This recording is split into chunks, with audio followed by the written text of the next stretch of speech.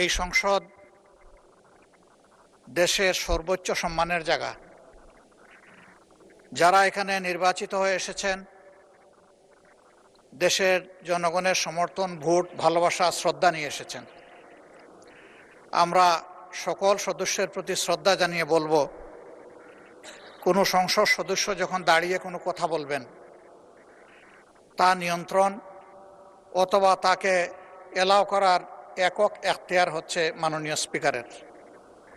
সেই জায়গায় আজকে লক্ষ্য করলাম যে একজন স্বতন্ত্র সংসদ সদস্য তিনি যখন কথা বলছিলেন, দুঃখজনকভাবে ট্রেজারি বেঞ্চ থেকে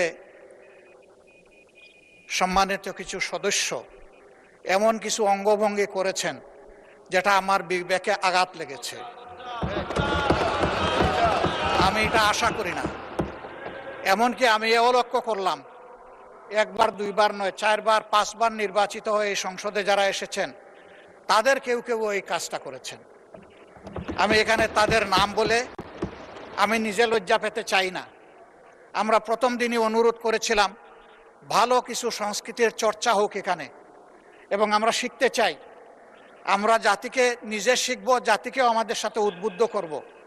মাননীয় স্পিকার, আজকে দুইবারই লক্ষ্য করলাম যে ট্রেজারি বেঞ্চ যেখানে আপনাকে সবচেয়ে বেশি সহযোগিতা করার কথা, সেখানে আপনি বারবার অনুরোধ করা পক্ষেও তিনারা চালিয়েই যাচ্ছেন। আপনি মাইক দেন নাই, তারপরেও সংসদে কি হচ্ছে আমরা কিছুই বুঝতে পারছি না।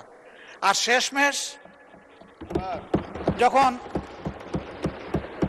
মাননীয় সংসদ সদস্য রুমিন ফারহানার বক্তব্য চলছিল, বিষয়টা একেবারেই অগ্রহণযোগ্য যা করা হয়েছে। আমি এটার জন্য দুঃখ প্রকাশ করছি এবং আমি এটার নিন্দা জানাতেও বাধ্য হলাম।